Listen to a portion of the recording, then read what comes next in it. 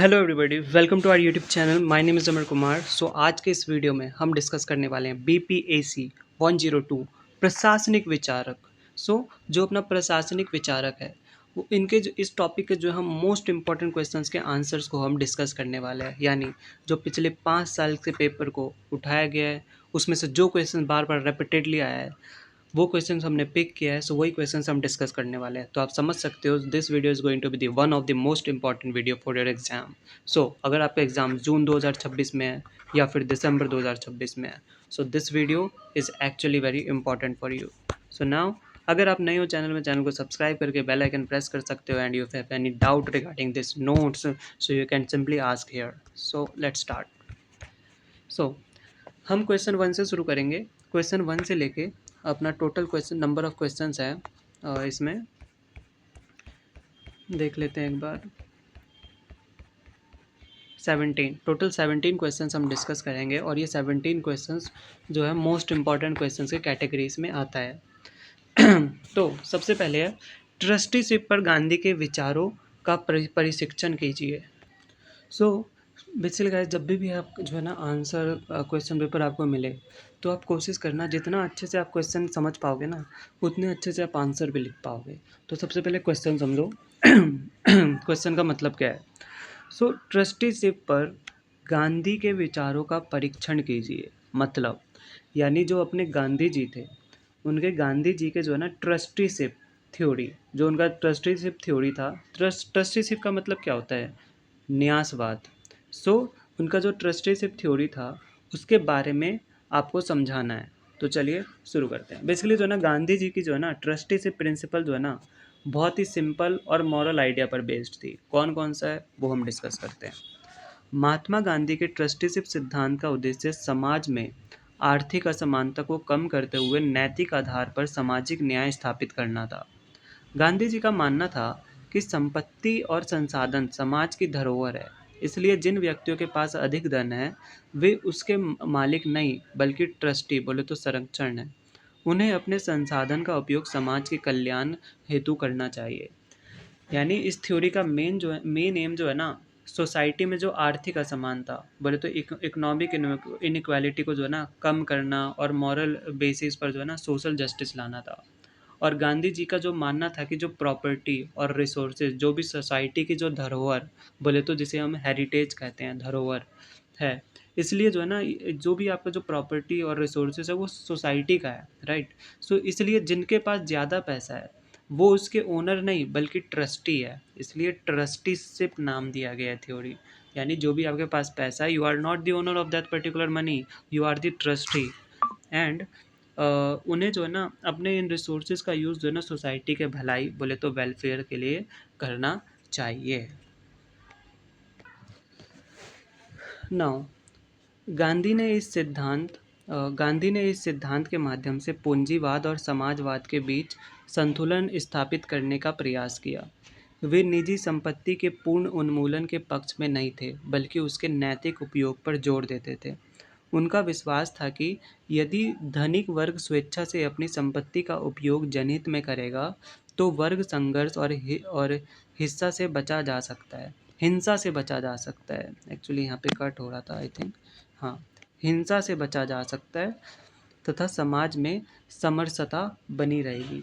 यानी कि उन्होंने इस थ्योरी के थ्रू जो है ना बोले तो कैपिटलिज्म बोले तो पूंजीवाद और समाजवाद बोले तो सोशलिज्म, इन दोनों के बीच जो है ना एक बैलेंस बनाने की कोशिश की है। वो प्राइवेट प्रॉपर्टी को जो है ना पूरी तरह ख़त्म करने के फेवर में नहीं थे बल्कि चाहते थे कि इसका जो है ना स्ट्रिक्टली मॉरल यूज़ होए। सो एंड ट्रस्टीशिप का आधार अहिंसा और नैतिकता है। गांधी का मानना था कि कानून के बजाय आत्मसंयम और नैतिक मूल्यों से समाज में परिवर्तन लाया जा सकता है। हालांकि इस सिद्धांत की व्यवहारिकता पर प्रश्न उठाए गए हैं। यह पूरी तरह से स्वेच्छा पर आधारित है और इसमें कोई बाध्यकारी शक्ति नहीं है जिससे इसे सफल क्रियान्वयन में कठिनाई आती है। सो बेसिकली पहले यहाँ तक समझो क्या कहता है। सो ये थ्योरी जो है ना पूरी तरह अहिंसा और मोरालिटी पर बेस है। यानी गांधी जी सोचते थे कि कानून के डंडे से नहीं बल्कि जो है ना सेल्फ कंट्रोल और मॉरल वैल्यूज से ही सोसाइटी में असली बदलाव लाया जा सकता है। सो इसमें बहुत सारे जो है ना क्रिटिसिज्म भी हुए हैं। क्या क्या क्रिटिसिज्म हुए हैं ले इसमें जो है ना इसकी प्रैक्टिकल एप्लीकेबिलिटी पर जो है ना जो प्रैक्टिकल एप्लीकेबिलिटी है इन पर सवाल उठे। जो इनका प्रैक्टिकल एप्लीकेबिलिटी है इन पर सवाल उठे क्योंकि ये पूरी तरह वॉलेंटरी बोले तो स्वेच्छा पर बेस्ड है और इसमें कोई जो है ना बाइंडिंग पावर बोले तो कानूनी दबाव नहीं है। इसलिए इसे रियल लाइफ में जो है ना अप्लाई करना मुश्किल होता है। निष्कर्ष पढ़ते हैं। ट्रस्टीशिप सिद्धांत एक आदर्शवादी एवं नैतिक दृष्टिकोण है जो सामाजिक न्याय और समानता को बढ़ावा देता है, परंतु इसकी सफलता व्यक्ति की नैतिक चेतना पर निर्भर करती है। यानी ये एक बहुत ही जो ना आइडियलिस्टिक अप्रोच है जो इक्वालिटी बढ़ाता है, पर इसकी सक्सेस जो ना कम्प्लीटली एक इंसान की मॉरल कॉन्शियसनेस पर डिपेंड करता है। सो यस, आई होप आपको फर्स्ट क्वेश्चन पूरी तरह से समझ में आ गया होगा। सो नाउ अब one of the most important और my one of the most favourite topic अब हम करने वाले हैं। हेनरी फ्योल के जो ऑर्गेनाइजेशनल प्रिंसिपल्स है, जो हेनरी फ्योल द्वारा प्रतिपादित संगठित के सिद्धांतों पर हमें कमेंट करना है। तो चलिए शुरू करते हैं।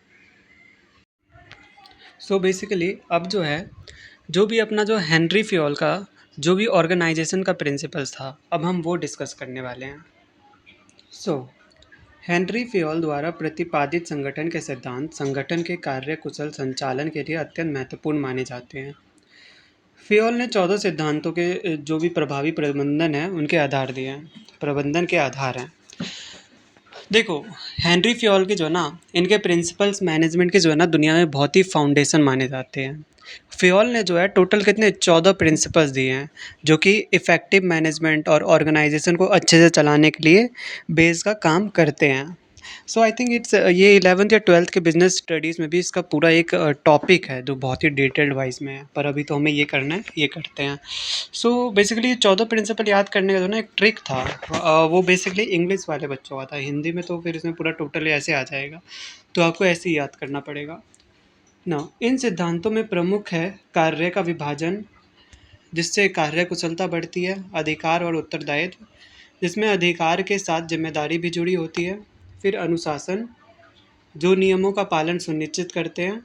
फिर आदेश की एकता, जिसमें एक कर्मचारी को केवल एक ही अधिकार से आदेश मिलता है। तथा निर्देशक की एकता, जिसमें समान उद्देश्य वाले कार्य एक योजना के अंतर्गत संचालित होते हैं। अब देखो, इसके अगर मैं आपको बताऊं, सबसे पहला है कार्य का विभाजन। कार्य का विभाजन, इसमें क्या होता है, इससे जो है ना वर्किंग एफिशिएंसी बढ़ती है। यानी जो भी अगर कार्य का अगर विभाजन कर दिया जाए, यानी वर्क का डिवीजन किया जाए, so this will increase the efficiency of the employ, right. So second है अधिकार और उत्तरदायित्व। बोले तो अथॉरिटी एंड रिस्पॉन्सिबिलिटी, यानी जहाँ पावर है वहाँ जिम्मेदारी भी होगी। देन अपना है डिसिप्लिन, बोले तो अनुशासन, मतलब रूल्स और रेगुलेशंस को ठीक से फॉलो करना। देन आदेश की एकता, यानी यूनिटी बने रखना, यानी जो है ना यूनिटी ऑफ कमांड जो है ना बने रहे, यानी जो यूनिटी ऑफ कमांड कहते हैं आदेश की एकता, यानी एक एम्प्लॉय को जो है ना स्ट्रिक्टली सिर्फ एक ही बॉस से ऑर्डर्स मिलने चाहिए। देन निर्देशन की एकता, बोले तो यूनिटी ऑफ डायरेक्शन, यानी डायरेक्शन भी जो है ना एक रूप से मिलना चाहिए, यानी सेम गोल वाले सारे काम एक ही प्लान के अंदर आने चाहिए। देन इसके अलावा जो जनरल इंटरेस्ट को जो प्रायोरिटी देना, जैसे सामान्य हित को प्रधानता, उचित पारिश्रमिक केंद्रीकरण और विकेंद्रीकरण का संतुलन, स्केलर चेन, व्यवस्था समानता, कार्य व्यवस्था, कार्य स्थायित्व, पहल तथा दल भावना, एस्पिरिट द कॉर्प्स भी महत्वपूर्ण सिद्धांत है। यानी जो ना इसके अलावा जो जनरल इंटरेस्ट को जो प्रायोरिटी देना, फेयर सैलरी, बोले तो रेमुनरेशन फेयर होना चाहिए सैलरी। फिर सेंट्रलाइजेशन और डिसेंट्रलाइजेशन का जो सही बैलेंस होना, जो कहते हैं ना केंद्रीकरण और विकेंद्रीकरण, यानी पावर्स का जो ना ट्रांसफ़र करना, ये सब अच्छे से होना चाहिए। फिर स्केलर चेन को फॉलो करना चाहिए, ऑर्डर इक्विटी, स्टेबिलिटी होना चाहिए, और जो दल भावना है, स्पिरिट द कॉर्प्स, ये भी जो है ना इनके इम्पॉर्टेंट प्रिंसिपल्स हैं। सो इनका मेन एम क्या होता है, इन सिद्धांतों का उद्देश्य संगठन समन्वय, स्थिरता और कार्यकुशलता को बढ़ाता है। हालांकि इनकी आलोचना यह है कि ये सिद्धांत कभी कभी अत्यधिक सामान्य और कठोर माने जाते हैं। यानी जो है ना, इनका मेन एम ऑर्गेनाइजेशन में कोऑर्डिनेशन, स्टेबिलिटी और वर्क एफिशिएंसी को बढ़ाना है। पर कभी कभी जो है ना, आलोचक जो है ना कहते हैं कि ये प्रिंसिपल्स बहुत रिजिड, बोले तो कठोर और जनरल है। सो यस गाइस, सो यहाँ तक बड़े आगे अब कंक्लूजन देखते हैं, कंक्लूजन में क्या है। फेयोल के सिद्धांत प्रबंधन के क्षेत्र में आधारशिला के समान है, जो आज भी मार्गदर्शन प्रदान करते हैं। यानी ये प्रिंसिपल जो है ना, आज भी मैनेजमेंट को डायरेक्ट करने के लिए गाइड का काम करते हैं।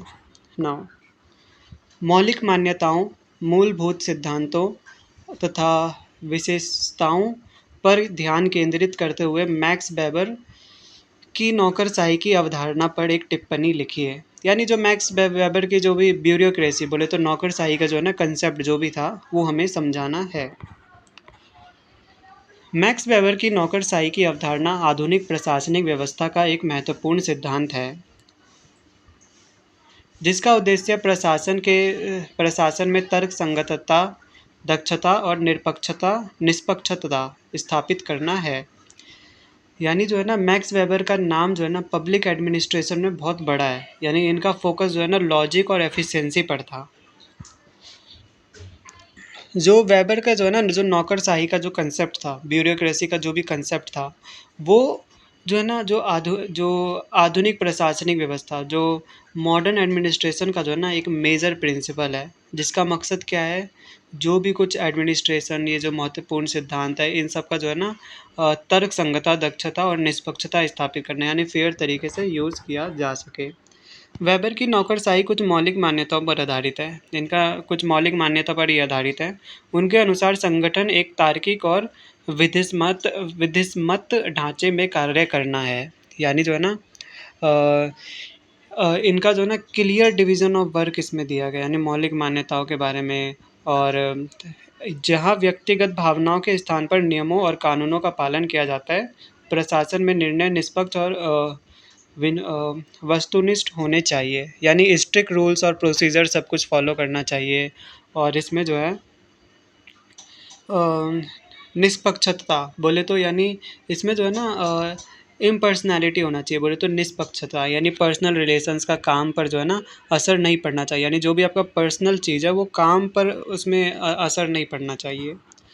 सो अब बढ़ते हैं मूलभूत सिद्धांतों में प्रमुख कार्य का स्पष्ट विभाजन होना चाहिए, जिसके कार्यशूलता पद सोपान हियरार्की होनी चाहिए। यानी जो पद सोपान होता है, यानी पावर हमेशा जो है ना ऊपर से नीचे की तरफ आनी चाहिए। यानी top management, then middle management, then फिर लोअर मैनेजमेंट।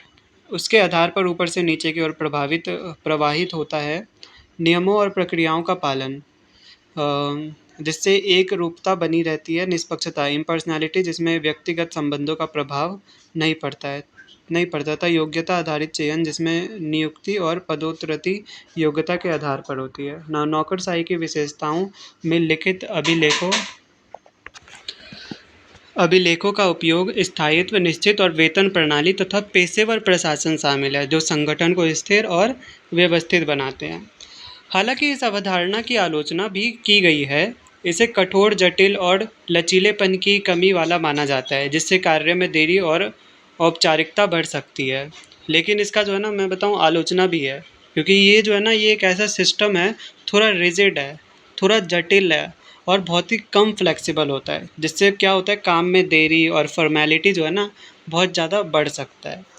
सो वेबर की नौकरशाही एक आदर्श प्रशासनिक मॉडल प्रस्तुत करती है, जो व्यवस्था और दक्षता को बढ़ावा देती है, परंतु बदलते परिवेश में लचीलापन आवश्यक है। यानी कंक्लूजन ये ही है कि ये एक आइडियल एडमिनिस्ट्रेटिव मॉडल है, पर आज के चेंजिंग टाइम में जो है ना, इसमें फ्लेक्सिबिलिटी की ज़रूरत है। नाउ क्वेश्चन 4 इज, हॉथोर्न प्रयोगों में 4 मुख्य चरणों की चर्चा कीजिए। ओके, सो अब जो है ना, हॉथोर्न का जो भी प्रयोग था, बोले तो एक्सपेरिमेंट्स था, उनके 4 मेन स्टेजेस को हमें डिस्कस करना है। हॉथोर्न प्रयोग, हॉथोर्न एक्सपेरिमेंट्स का उद्देश्य कार्यस्थल पर उत्पादकता को प्रभावित करने वाले कारकों का अध्ययन करना था। ये प्रयोग वेस्टर्न इलेक्ट्रिक कंपनी में किए गए हैं। यानी एक्सपेरिमेंट समझने के लिए जो है ना बहुत इंटरेस्टिंग है। ये वेस्टर्न इलेक्ट्रिक कंपनी में हुए थे ताकि जो है ना पता चल सके कि वर्कर्स की प्रोडक्टिविटी पर किन चीज़ों का असर पड़ता है। तो सबसे पहला असर पड़ता है ऑर्थोन प्रयोगों के 4 मुख्य चरण। पहला चरण ये आता है प्रकाश, बोले तो इल्यूमिनेशन प्रयोग। प्रकाश प्रयोग में क्या होता है, इसमें जो है ना कार्यस्थल पर प्रकाश का मात्रा और उत्पादन के बीच संबंध का अध्ययन। निष्कर्ष, प्रकाश में परिवर्तन के बावजूद उत्पादन बढ़ा। इससे स्पष्ट हुआ कि मानवीय कारक अधिक महत्वपूर्ण है। यानी पहले फेज में जो है ना लाइट की क्वांटिटी और प्रोडक्शन के बीच का कनेक्शन देखा गया, जिसमें रिजल्ट काफ़ी सरप्राइजिंग था। लाइट कम या ज़्यादा करने पर भी जो है ना प्रोडक्शन बढ़ा। इससे समझ आया कि लाइट से ज़्यादा जो है ना ह्यूमन फैक्टर्स मैटर करते हैं। रिले असेंबली टेस्ट रूम प्रयोग। कुछ कर्मचारियों को अलग कमरे में रखकर कार्य परिस्थितियों में बदलाव किए गए, जैसे आराम, वेतन, कार्य समय आदि। निष्कर्ष, सामाजिक वातावरण और ध्यान अटेंशन से उत्पादकता बढ़ती है।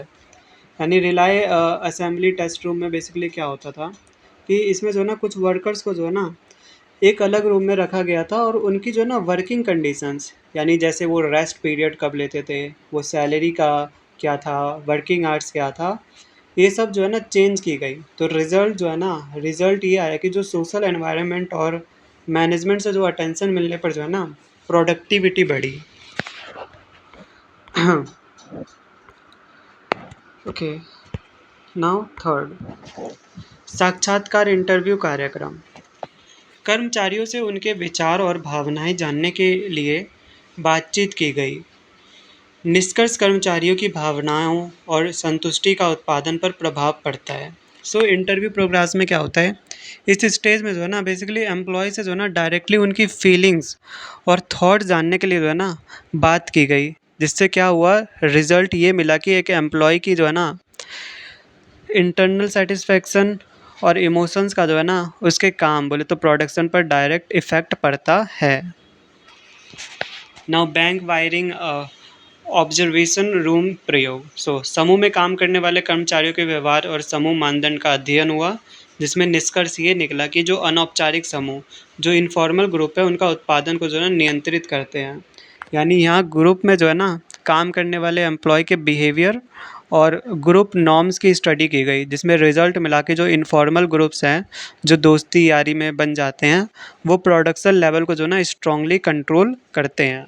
देन कंक्लूजन इज व्हाट, हॉर्थोन प्रयोगों से यह सिद्ध हुआ कि मानवीय एवं सामाजिक कारक कार्य कुशलता में महत्वपूर्ण भूमिका निभाते हैं, जिससे मानव संबंध दृष्टिकोण ह्यूमन रिलेशंस अप्रोच का विकास हुआ। यानी इससे क्लियर हो गया कि इंसानी और सामाजिक फैक्टर्स जो है ना, ह्यूमन एंड सोशल फैक्टर्स बोले तो प्रोडक्टिविटी में जो है क्रूशियल है, जिससे ह्यूमन रिलेशंस अप्रोच की शुरुआत हुई। नाउ क्वेश्चन फिफ्थ इज, निर्णय निर्माण में चयन और व्यवहार की भूमिका का परीक्षण कीजिए। अब जो है ना हमें जो डिसीजन मेकिंग में यानी निर्णय निर्माण में जो है ना जो भी चॉइसेस और बिहेवियर का है, उनका क्या रोल है, ये समझना है। बोले तो व्यवहार और भूमिका का परीक्षण करना है। निर्णय निर्माण में चयन और व्यवहार की भूमिका अत्यंत महत्वपूर्ण है, यानी बहुत ही ज़्यादा इम्पॉर्टेंट है। क्योंकि निर्णय केवल तर्क संगत प्रक्रिया नहीं, यानी कि निर्णय केवल ये नहीं कि जो तर्क संगत है वही किया जाए, बल्कि हमें जो है ना मानव व्यवहार और परिस्थितियों से भी जो है ना प्रभावित होता है हमारा डिसीजन। तो सबसे पहला है अपना चयन, बोले तो चॉइस की भूमिका। निर्णय निर्माण में विभिन्न विकल्पों से सर्वश्रेष्ठ का चयन किया जाता है, यानी जो डिफरेंट टाइप्स के जो ऑप्शंस होंगे उसमें जो है ना डिसीजन मेकिंग का एक बेस्ट पॉसिबल ऑप्शन हम सेलेक्ट करेंगे। इसमें गोल्स हो गए, रिसोर्सेज हो गए और जितनी भी इंफॉर्मेशन अवेलेबल है उसको ध्यान में रखा जाता है। ये प्रोसेस जो है ना बहुत ही ज़्यादा तर्क संगत हो सकती है, जहाँ जो है ना मैक्सिमम प्रॉफिट वाला ऑप्शन चुना जाएगा। पर जो है ना कई बार इंफॉर्मेशन जो है ना कम होती है, तब लोग जो है सेटिस्फाइंग यानी काम चलाऊ या संतोषजनक ऑप्शन भी चुन लेते हैं। अब बढ़ते हैं व्यवहार यानी बिहेवियर की भूमिका। निर्णय जो है ना व्यक्ति के व्यक्तित्व उसके अनुभव और उसकी भावनाओं से जो है ना बहुत ही ज़्यादा प्रभावित होता है। सो मनोविज्ञान कारक जैसे जो धारणाएं हो जाते हैं, यानी जो परसेप्शन बन जाता है या किसी के लिए प्रेरणा बन जाता है या किसी के दृष्टिकोण से जो है ना ये चीज़ महत्वपूर्ण भूमिका निभाते हैं। तो समूह में जो है ना निर्णय लेते समय समूह व्यवहार और सामाजिक प्रभाव भी असर बहुत ज़्यादा इसमें डालते हैं ना। बहुत बार जो है ना क्या होता है कि निर्णय पूर्णतः जो है ना तर्क संगत नहीं होता, यानी सभी के तर्क संगत नहीं होता, बल्कि व्यवहारिक यानी बिहेवियर रूप से कोई भी निर्णय ले लेते हैं। अब चयन और व्यवहार का संबंध, यानी चयन और व्यवहार एक दूसरे के पूरक है। सही चयन के लिए उचित व्यवहार और समझ बहुत ज़्यादा जरूरी है। सो व्यवहारिक सीमाएं चयन की गुणवत्ता को प्रभावित करती है। अब निष्कर्ष देखो क्या निकला, कंक्लूजन। निर्णय निर्माण में जो है ना चयन और व्यवहार दोनों का संतुलन आवश्यक है। यानी जो आपका चॉइस है और बिहेवियर है, both of them are very important. जहाँ चयन प्रक्रिया को दिशा देता है, वहीं व्यवहार उसे व्यवहारिक और यथार्थवादी बनाता है। अब बढ़ते हैं क्वेश्चन नंबर 6 में। इसमें पूछ रहा है मसलों के आवश्यकता पदानुक्रम सिद्धांत का मूल्यांकन कीजिए। यानी जो जो भी मसला होता है उसकी आवश्यकता का पदानुक्रम सिद्धांत का जो है ना हमें मूल्यांकन करना है। सो मसलों का आवश्यकता पदानुक्रम सिद्धांत मानव प्रेरणा को समझाने वाला एक महत्वपूर्ण सिद्धांत है। यानी ये जो है ना मानव प्रेरणा को समझाने वाला एक बहुत ही इम्पोर्टेंट सिद्धांत है। इसके अनुसार बेसिकली क्या होता है, मनुष्य की जो आवश्यकताएं हैं वो जो है ना क्रमबद्ध, बोले तो हियरार्की रूप में होती है, यानी एक बिल्कुल रिदम में होती है। और व्यक्ति जो है ना निम्न स्तर की आवश्यकताओं की पूर्ति के बाद ही उच्च स्तर की ओर बढ़ता है। यानी डिफरेंट डिफरेंट काइंड्स ऑफ आवश्यकता के बाद वो ऊपर की तरफ बढ़ता है। नाउ आवश्यकता पदानुक्रम के स्तर, अब इनके जो भी स्तर है, नाउ लेट्स डिस्कस। सो सबसे पहले किस चीज़ की आवश्यकता होगी मुझे बताइए। सबसे पहले आपने रोटी कपड़ा मकान मूवी देखा है गाइज आपने, तो सबसे पहले किसकी ज़रूरत होती है, रोटी की। सो शारीरिक आवश्यकताएं, सो साइकोलॉजिकल नीड, सबसे पहले भोजन हो गया, यानी इंसान के पास भोजन रहेगा तभी वो जिंदा रह पाएगा। फिर पानी की, फिर नींद की, फिर आ जाते हैं, पहले तो हमने साइकोलॉजिकल नीड्स पढ़ लिया जो शारीरिक आवश्यकताएं हैं। फिर किस चीज़ का कंसर्न है, सेफ्टी नीड्स का, बोले तो सुरक्षा आवश्यकताओं का। तो सुरक्षा होना चाहिए, कोई स्थायित्व होना चाहिए, कोई संरक्षण होना चाहिए। देन सामाजिक आवश्यकताएं, सोशल नीड्स, प्रेम होना चाहिए, संबंध होना चाहिए, अपनापन होना चाहिए। अब ये तीनों होने के बाद फिर इंसान क्या चाहेगा कि मेरी जो है ना आत्मसम्मान हो, मैं बहुत ज़्यादा फेमस हूँ, मेरी प्रतिष्ठा हो, लोग मुझे रिस्पेक्ट करें। तो सम्मान आवश्यकताएं, एस्टीम नीड्स, सो प्रतिष्ठा, आत्मसम्मान, ये हो गया। देन एट द लास्ट आत्म साक्षात्कार, सेल्फ एक्चुअलाइजेशन, यानी अपनी क्षमता का जो है ना पूर्ण विकास। नाउ अब बढ़ते हैं, जस्ट अ सेकेंड गाइस, सिद्धांत की विशेषताएं। सो आवश्यकताएं क्रमबद्ध और प्रगतिशील होती है। अपूर्ण आवश्यकताएं व्यक्ति को जो ना प्रेरित करती है। सो यह सिद्धांत जो है मानव व्यवहार को समझने में बहुत ज़्यादा सहायक है। ना अब सिद्धांत का महत्व क्या है ये समझो। यानी इसमें जो ना कर्मचारियों की प्रेरणा बढ़ाने में ये बहुत ज़्यादा यूज़फुल होता है। प्रबंधन को मानव केंद्रित के जो है ना पॉइंट ऑफ व्यू से अपनाने में बहुत ज़्यादा हेल्पफुल रहता है, सहायता करता है, अपनाने में सहायता करता है। कार्यस्थल पर जो है ना सेटिस्फैक्शन और उत्पादकता बढ़ाती है, संतुष्टि बढ़ाता है, उत्पादकता बढ़ाता है।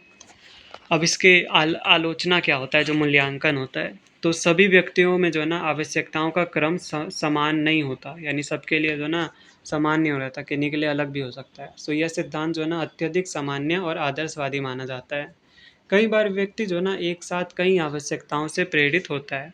तो सांस्कृतिक और सामाजिक भिन्नताओं को पर्याप्त महत्व नहीं दिया गया है। सो निष्कर्ष क्या निकला, मसलों का जो ना सिद्धांत मानव प्रेरणा को समझने का सरल और प्रभावी मॉडल है, परंतु इसकी व्यावहारिक सीमाएं भी हैं, इसलिए इसे जो है ना लचीले रूप में लागू करना आवश्यक है। नाउ क्वेश्चन 7 क्या पूछ रहा है, क्रिस आरगाइरेस के सिद्धांतों के औचित्य को उजागर कीजिए। सो क्रिस आरगाइरेस के सिद्धांतों को जो है ना, हम उनके जो भी औचित्य है उनको हमें उजागर करना है। सो क्रिस आरगाइरेस के सिद्धांत संगठन में मानव व्यवहार, व्यक्तित्व विकास और संगठनात्मक प्रभावशीलता पर आधारित है। बेसिकली उन्होंने यह बताया है कि जो पारंपरिक संगठन व्यक्ति के जो है ना विकास को सीमित करते हैं, इसलिए बहुत ही ज़्यादा ये अधिक मानवीय दृष्टिकोण आवश्यक है। अब इस सिद्धांत का आधार क्या क्या है ये समझो। संगठन में व्यक्ति को परिपक्व मैच्योर बनने का अवसर मिलना चाहिए, यानी थोड़ा उन्हें भी मैच्योर बनने का अवसर उन्हें मिलना चाहिए। पारंपरिक संगठन कठोर नियमों के कारण व्यक्ति की स्वतंत्रता को सीमित करते हैं। व्यक्ति और संगठन के बीच समन्वय यानी इंटीग्रेशन आवश्यक है, यानी व्यक्ति और संगठन के बीच जो है ना इंटीग्रेट होना चाहिए। अब प्रमुख अवधारणाएं क्या हैं? सबसे पहले परिपक्वता और अपरिपक्वता सिद्धांत। मैच्योरिटी थ्योरी हो गया। इसमें व्यक्ति धीरे धीरे अपरिपक्वता से परिपक्वता की ओर बढ़ता है। सो व्यक्ति और संगठनात्मक लक्ष्यों का समन्वय, दोनों के बीच संतुलन में कार्य कुशलता बढ़ती है। भागीदारीपूर्ण प्रबंधन यानी पार्टिसिपेटिव मैनेजमेंट होता है। कर्मचारियों को निर्णय में शामिल करना होता है। ओके, अब बढ़ते हैं औचित्य, बोले तो जस्टिफिकेशन। सो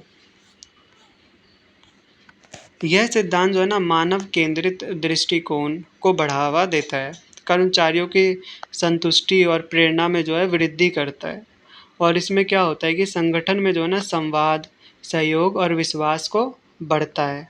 इससे क्या होता है, उत्पादकता और कार्य कुशलता में सुधार होता है। सो आलोचना इसमें क्या क्या हुआ है, सभी संगठन में जो है ना इसे लागू करना व्यवहारिक नहीं होता।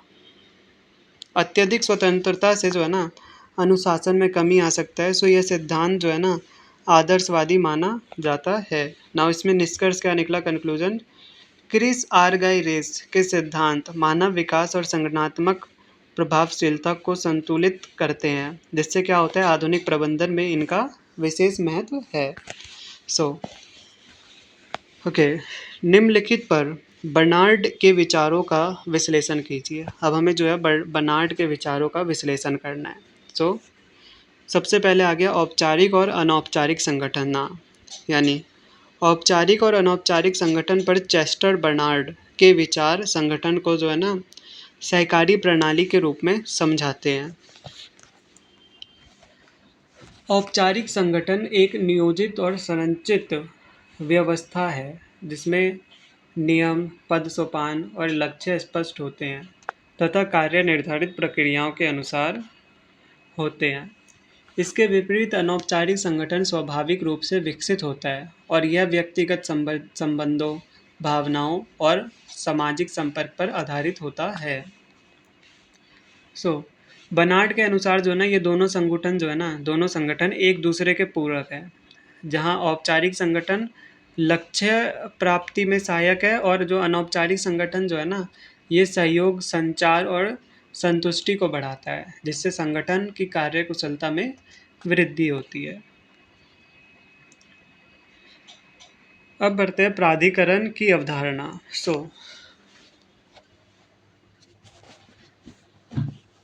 अब ये क्या होता है समझो। प्राधिकरण की अवधारणा पर जो है ना चेस्टर बर्नार्ड का दृष्टिकोण जो है ना स्वीकृति सिद्धांत, बोले तो एक्सेप्टेंस थ्योरी पर आधारित है। यानी उनके अनुसार जो है ना प्राधिकार केवल उच्च अधिकारी से नहीं आता, बल्कि यह जो है ना अधीनस्थों की स्वीकृति पर निर्भर करता है।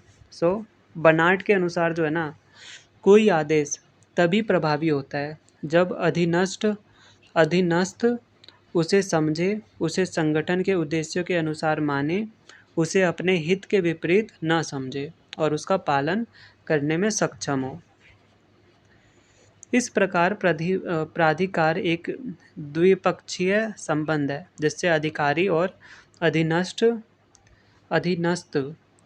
दोनों की भूमिका होती है। तो इसमें निष्कर्षतः क्या होता है, बर्नार्ड की अवधारणा मानव केंद्रित हुई थी और व्यवहारिक हुई थी। नाउ क्वेश्चन 9 क्या पूछ रहा है, कौटिल्य ने लोक प्रशासन के कई सिद्धांत का वर्णन किया है। तो अब हमें इन पर जो है कमेंट करना है।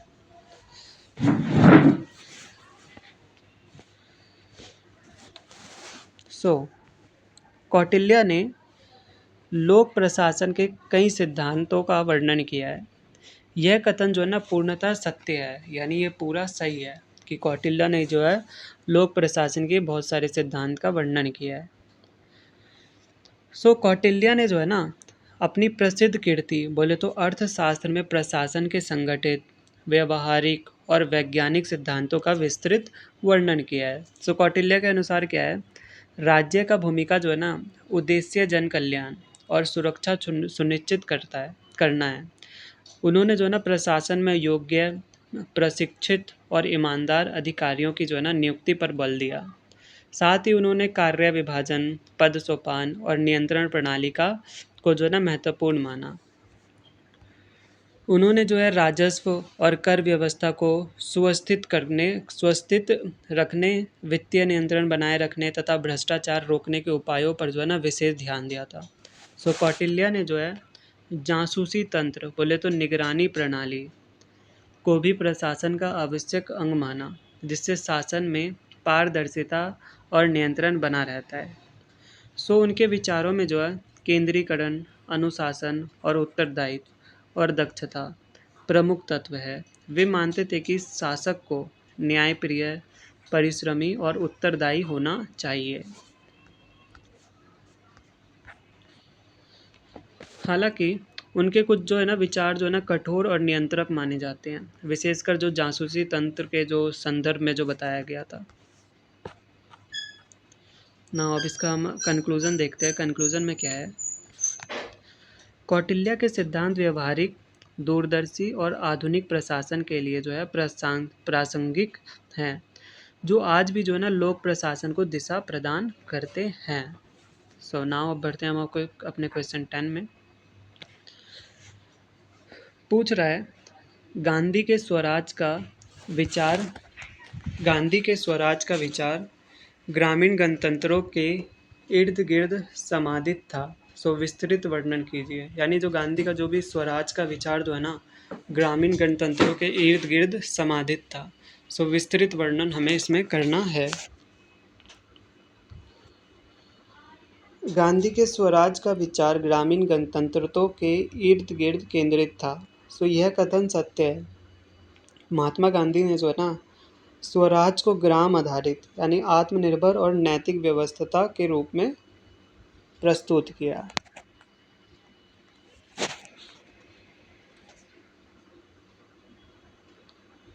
अब इसका मुख्य बिंदु क्या क्या था। सबसे पहला था स्वराज का अर्थ, यानी स्वराज का अर्थ क्या है। इसका मतलब ये है केवल राजनीतिक स्वतंत्रता नहीं बल्कि आत्मनिर्भरता और जो है नैतिक स्वतंत्रता भी होना चाहिए। अब ग्राम स्वराज क्या होता है ये समझो। ग्राम स्वराज प्रत्येक गांव का एक स्वायत्त बोले तो सेल्फ सफिशिएंट होना चाहिए गणतंत्र। अब विकेंद्रीकरण क्या होता है, सत्ता का नीचे से ऊपर की ओर संचालन, यानी नीचे से ऊपर की ओर जो भी संचालन किया जाता है सत्ता में। पंचायत राज गांव में स्थानीय स्वशासन की व्यवस्था। 9 जन भागीदारी, यानी शासन में जो है ना जनता की सक्रिय भूमिका होती है। देन आर्थिक आत्मनिर्भरता, यानी कि खादी और कुटीर उद्योगों को बढ़ावा देना। देन नैतिक आधार, यानी स्वराज अहिंसा, समानता और सत्य पर आधारित। ना इसका महत्व क्या क्या था, इम्पोर्टेंस क्या क्या था बोले तो महत्व वो डिस्कस करते हैं। ग्रामीण विकास को बढ़ावा देना था, यानी गांव के जो विकास को है वो बढ़ावा देना। डेमोक्रेसी बोले तो लोकतंत्र को और मजबूत बनाना। सामाजिक समानता और आत्मनिर्भरता, यानी समाज के प्रति सबको समानता और आत्मनिर्भरता बनाना। अब जो है इसमें आलोचना क्या क्या हुई ये समझते हैं। सो पूर्ण आत्मनिर्भरता व्यवहारिक नहीं था। सो आधुनिक औद्योगिक युग में सीमाएं थी। सो इसका निष्कर्ष क्या निकला? गांधी का जो है ना स्वराज ग्राम केंद्रित, विकेंद्रीकृत और जन हितकारी मॉडल है जो आज भी प्रासंगिक है।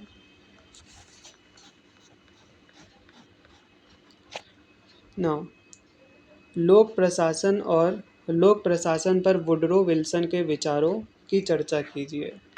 सो जो भी लोक प्रशासन में जो है विड्रो विल्सन के जो भी विचार थे उन पर हमें चर्चा करना है। सो वुड्रो विल्सन के विचार। वुड्रो विल्सन लोक प्रशासन के क्षेत्र में आधारभूत और क्रांतिकारी माने जाते थे। उन्होंने लोक प्रशासन का जनक, फादर ऑफ पब्लिक एडमिनिस्ट्रेशन कहा जाता है उन्हें। मुख्य विचार क्या क्या थे? सबसे पहले था राजनीति प्रशासन द्वैत, पॉलिटिक्स एडमिनिस्ट्रेशन डिकोटोमी। सो राजनीति नीति बनाती है जबकि प्रशासन जो है उसका कार्यान्वयन करता है। सो प्रशासन का वैज्ञानिक अध्ययन क्या था? प्रशासन को व्यवस्थित और वैज्ञानिक तरीके से पढ़ा जाना चाहिए। कुशलता बोले तो एफिशिएंसी पर बल, यानी प्रशासन में जो है ना दक्षता और परिणाम महत्वपूर्ण है। देन निष्पक्षता बोले तो न्यूट्रलिटी, यानी प्रशासन को राजनीतिक प्रभाव से मुक्त रहना चाहिए। अब इसका इम्पोर्टेंस क्या क्या है वो समझते हैं। सबसे पहले लोक प्रशासन को स्वतंत्र विषय के रूप में स्थापित किया गया। फिर प्रशासन में व्यावसायिकता और सुधार को बढ़ावा दिया गया। देन आधुनिक प्रशासनिक प्रणाली की नींव रखी गई। अब इसकी आलोचना क्या क्या थे वो समझिए। राजनीति और प्रशासन को पूरी तरह अलग करना संभव नहीं था। सो वास्तविक जीवन में जो है प्रशासन पर राजनीतिक प्रभाव रहता है। नाउ अब बढ़ते हैं इसका निष्कर्ष क्या था।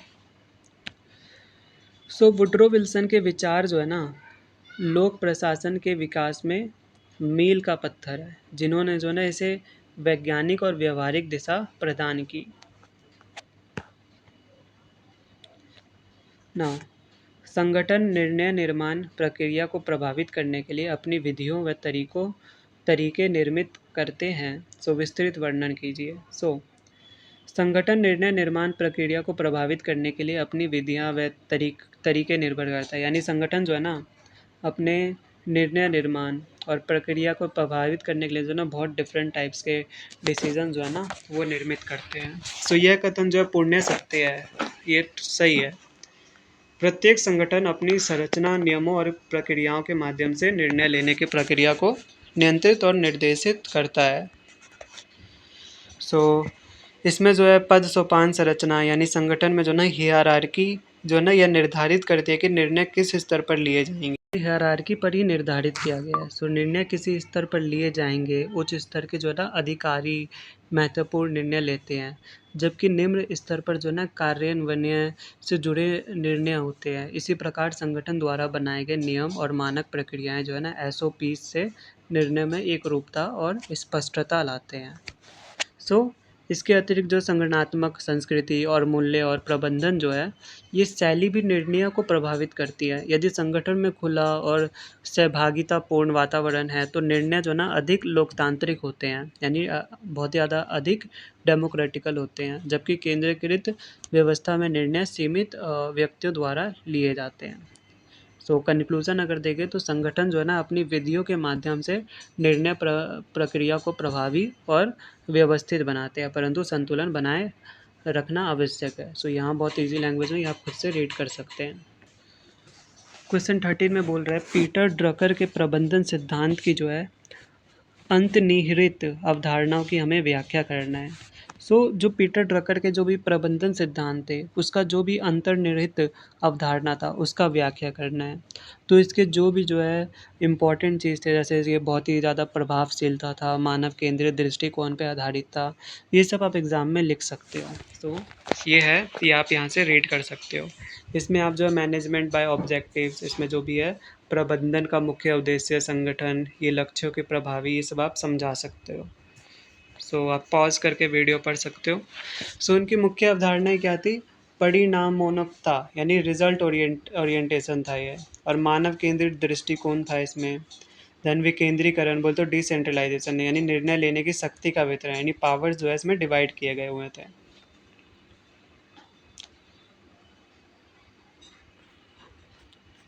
देन नवाचार बोले तो इनोवेशन था, संगठन की प्रगति के लिए आवश्यक। प्रबंधन की भूमिका यानी केवल नियंत्रण नहीं बल्कि नेतृत्व और विकास भी इसमें था। अब डकर ने जो है ना इस बात पर जोर दिया कि संगठन में जो है ना कर्मचारियों की प्रेरणा, सहभागिता और कौशल विकास जो है आवश्यक है। सो हालांकि उनके सिद्धांत जो है कुछ हद तक आदर्शवादी माने जाते हैं, और जो है ना हर संगठन में इन्हें लागू करना आसान नहीं होता है। सो निष्कर्ष यही है कि ड्रकर के सिद्धांत आधुनिक, व्यवहारिक और प्रभावी प्रबंधन के लिए मार्गदर्शक है। सो क्रिस एरग्रेस, पारंपरिक संगठनों की जो है ना, जो क्रिस एरग्रेस द्वारा जो है प्रतिपादित वैकल्पिक संगठनात्मक संरचनाओं का वर्णन कीजिए। यानी इनके जितने भी संरचनाएं थे, इनके वैकल्पिक संगठनात्मक, ये सब आपको एक्सप्लेन करना है। सो आप रीड कर सकते हैं, यहाँ पे बहुत ही ईजी लैंग्वेज में लिखा हुआ है।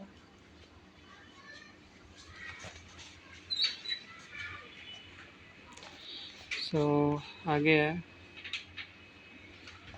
फिर इसमें जो है ये बहुत ही ज़्यादा जो है उनका ये भी मानना था कि संगठन जो है संगठन को ऐसा होना चाहिए कि कर्मचारियों के व्यक्तित्व विकास और संतुष्टि को बढ़ाए।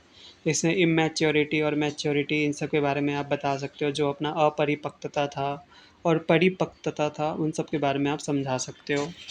इसका मुख्य विशेषताएं बता सकते हो कि ये बहुत ही ज़्यादा लचीलापन, बोले तो फ्लेक्सिबिलिटी था, भागीदारी पूर्ण प्रबंधन था, विकेंद्रीकरण के बारे में समझा सकते हो, और खुला संचार बोले तो ओपन कम्युनिकेशन के बारे में बता सकते हो।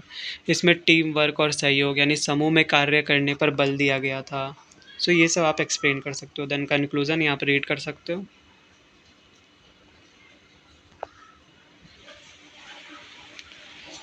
सो इसी की तरह जो है ना, ये बहुत ही ईजी लैंग्वेज में यहाँ से आप रीड कर सकते हो। और अगर आपको ये पीडीएफ चाहिए तो व्हाट्सअप नंबर जो डिस्क्रिप्शन में मेंशन है, वहाँ से आप ले सकते हो। सो क्वेश्चन 15 है, प्रशासनिक व्यवस्था के संगठन और संरचना पर कौटिल्य के विचार को उजागर कीजिए। सो अब जिसके जो भी कौटिल्य के विचार थे उसको ये उजागर करना है। तो सबसे पहला था राजा का स्थान, ये सब आप वीडियो पॉज करके रीड कर सकते हो। देन मंत्री परिषद, देन विभागीय संगठन, देन अधिकारियों की नियुक्ति, फिर गुप्तचर तंत्र, फिर स्थानीय प्रशासन, फिर निष्कर्ष आप ये रीड कर सकते हो। देन मैस्लो का दृष्टिकोण संगठन में मानव की आवश्यकताओं या ज़रूरतों के महत्व पर बल देता है। सो ये इस पर्टिकुलर स्टेटमेंट पे हमें जो है ना चर्चा करना है, तो आप यहाँ से रीड कर सकते हो। जिसमें आवश्यकताओं का पदानुक्रम दिया गया था, फिर संगठन में महत्व दिया गया था, फिर प्रेरणा का आधार दिया गया था, फिर प्रबंधन के लिए उपयोगिता। फिर लास्ट क्वेश्चन ये है कि निम्नलिखित में से जो है ना प्रत्येक पर संक्षिप्त आपको कमेंट करना है, यानी टिप्पणियाँ लिखना है। सबसे पहले हो गया आवश्यक कौशल के रूप में नेतृत्व, यानी जो भी आवश्यक कौशल है उनके रूप में नेतृत्व देना। सो ये आप रीड कर सकते हो।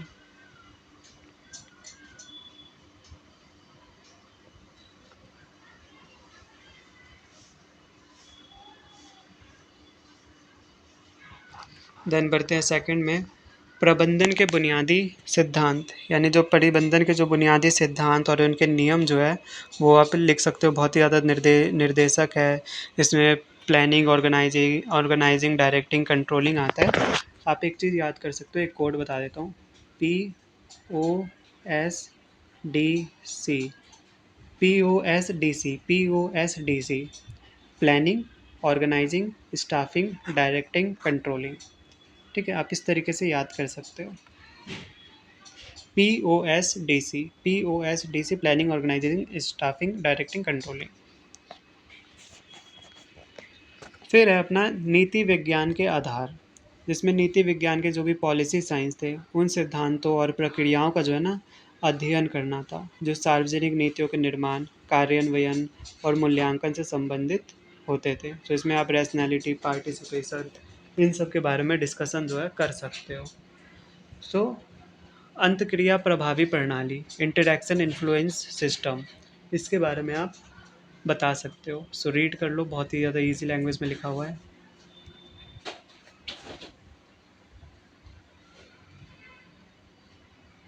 फिर आ जाता है फॉलेट की आदेश देने की अवधारणा, यानी लॉ ऑफ द सिचुएशन, जो भी उन्होंने बताया था, उनका सिद्धांत दिया था, ये सब। देन फिर आ जाता है योगदान, संतुष्टि, संतुलन।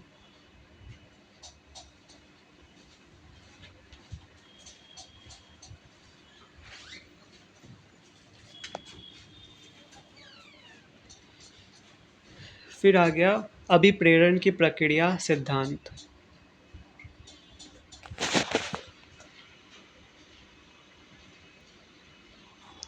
फिर आ गया linking pin model.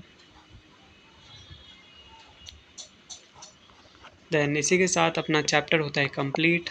So I hope guys आपके आपके लिए वीडियो हेल्पफुल रहा होगा। सो ये वीडियो जो है आपके एग्ज़ाम के लिए बहुत ही ज़्यादा इंपॉर्टेंट है, और अगर आपको ये पीडीएफ चाहिए एग्ज़ाम टाइम में रीड करने के लिए, सो व्हाट्सएप नंबर डिस्क्रिप्शन में है, तो वहाँ से आप डायरेक्टली जो है ले सकते हो। So so yes guys, I hope आपको ये वीडियो बहुत ज़्यादा हेल्पफुल रहा होगा। सो मिलते हैं किसी नई वीडियो में। So all the best for exam. मिलते हैं किसी नई वीडियो में, तब तक के लिए बाय बाय, टेक केयर।